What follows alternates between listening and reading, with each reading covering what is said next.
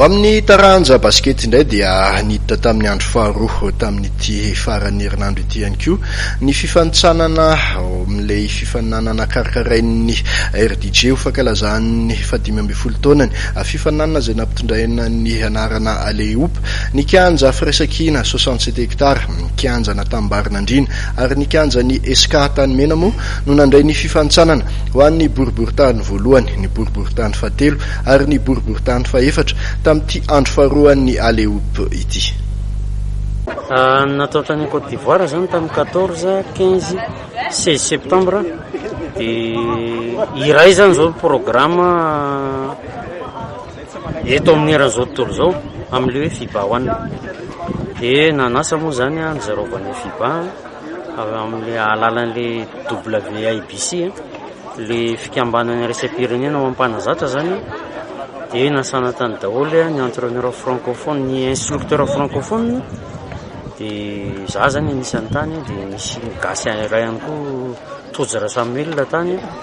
amin'ny hoe ahoana ny ampiarana anazy io manomboka amin'izao zany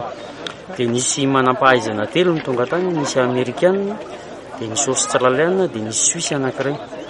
dia io zany nisy fiofanana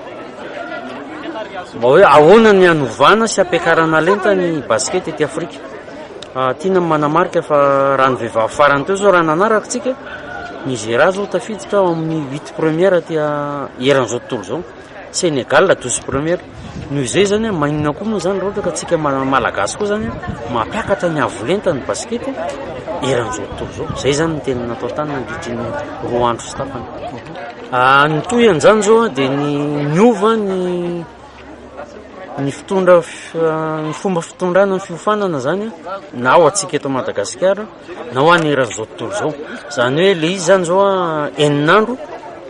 eninandro zany manomboka niveau 1, niveau 2, niveau 3.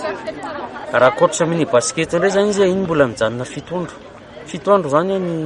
zay ny anankiray dia ny faharoa théorie zany zao dia en ligne fa ny pratika zany no atao mandritra ny eninandro sy 7 andro. Noho izay zany dia tsy maintsy manova ihany koa zany izay nitarika fiofanana hoe inona ny atao mba entina nitanterahana an'izay eto amintsika sy ety amin'ny Océan Indien sy aty Afrika zany.